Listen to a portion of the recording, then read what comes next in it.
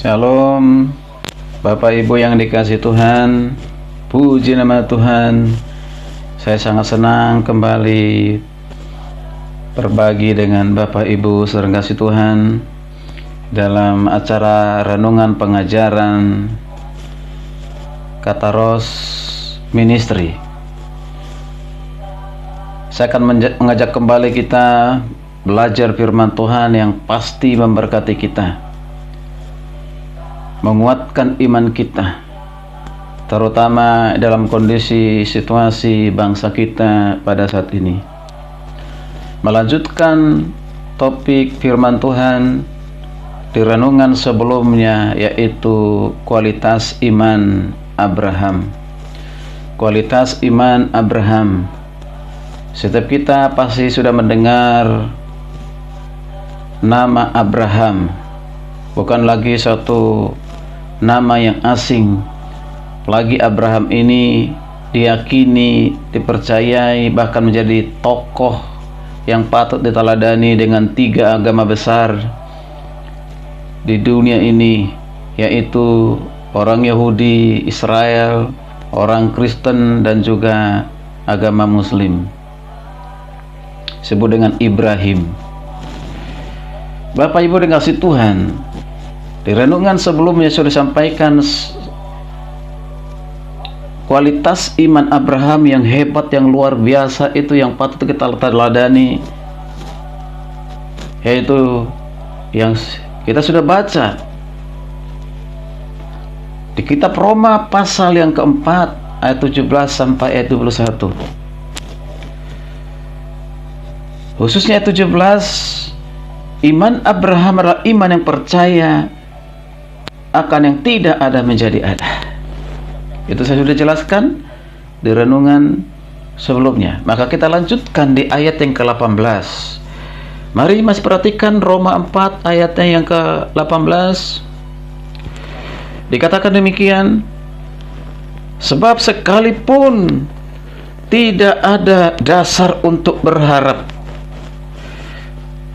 namun Abraham berharap juga dan percaya bahwa Allah akan menjadikan bapa banyak bangsa. Menurut yang telah difirmankan, demikianlah banyaknya nanti keturunanmu. Perhatikan kata, sebab sekalipun tidak ada dasar untuk berharap, namun Abraham berharap juga dan percaya bahwa ia akan menjadi bapa banyak bangsa.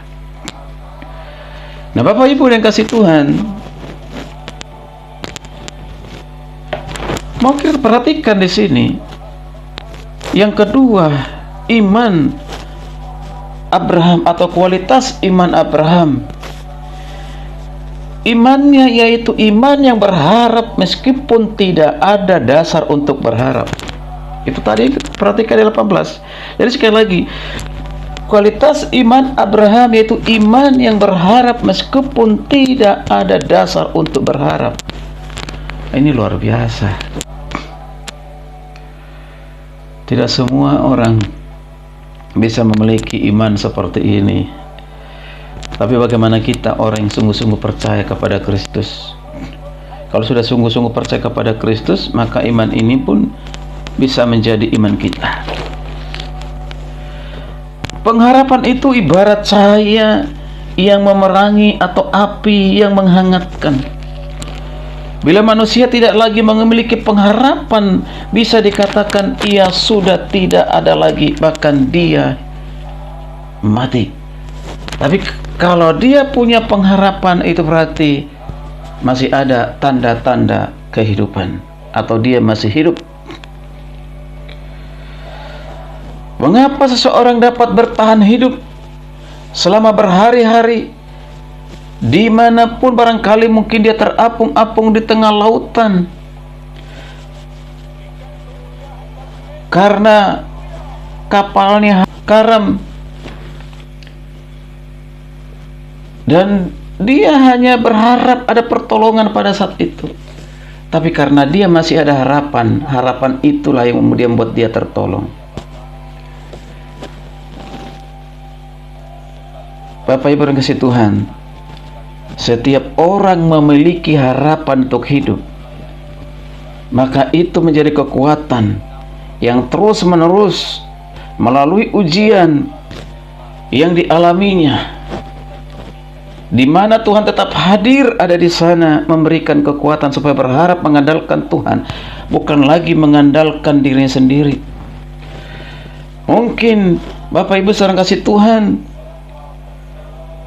mengalami sakit penyakit, sudah bertahun-tahun tidak sembuh, sudah pergi ke beberapa rumah sakit tapi tidak kunjung sembuh. Bahkan mungkin ada dokter yang sudah memvonis saudara untuk bahwa saudara tidak akan pernah sembuh lagi, atau memvonis saudara mungkin umurnya pendek, tidak lama lagi.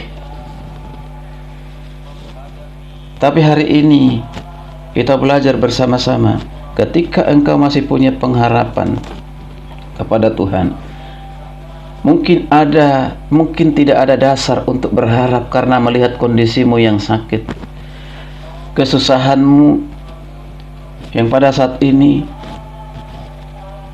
Tapi ketika engkau sedikit saja ada harapan dan engkau kuat menghadapi setiap ujian itu, menghadapi persoalan itu, menghadapi sakit penyakitmu, dan itu bertumbuh iman di dalamnya, iman pengharapan kepada Tuhan, yang sekalipun di dalamnya dasar iman kita barangkali dengan menggunakan logika kita tidak ada harapan karena melihat kondisi kita, melihat keadaan kita. Tapi lihatlah kepada Tuhan yang mengasihimu, pandanglah kepada Tuhan yang mengangkat engkau menjadi anaknya dan engkau berharga di matanya. Bangkitlah, percayalah kepada Tuhan. Di dalam pengharapan yang kecil itu, besarkan pengharapanmu kepada Tuhan. Sebenarnya yang membuat iman kita kerdil itu karena apa? Mengandalkan pikiran, lalu melihat kondisi situasi yang kita alami, tidak sanggup lagi melihat kepada Bapa yang besar, Bapa yang mengasihi kita. Jangan melihat persoalan masalah ini lebih besar daripada Tuhan yang kita percaya, tapi mari kita memandang, melihat dengan iman kepada Tuhan yang besar, yang mampu menyelesaikan setiap persoalan masalah hidup kita. Mungkin saat ini kau mengalami sakit penyakit, milikilah pengharapan. Sekalipun karena logika kita mengatakan tidak ada dasarnya untuk berharap, tapi berharaplah kepada Tuhan.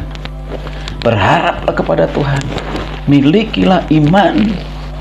Iman yang luar biasa, iman yang dimiliki oleh Abraham ini. Abraham percaya bahwa menaruh pengharapan kepada Allah tidak akan sia-sia. Pengharapannya hanya tertuju kepada Allah, bukan kepada manusia, bukan kepada keadaan diri sendiri, bukan karena keadaan lingkungannya. Abraham tidak menjalani kehidupannya dengan menggunakan mata jasmani, tetapi dia menggunakan dengan mata iman. Bapak Ibu dikasihi Tuhan,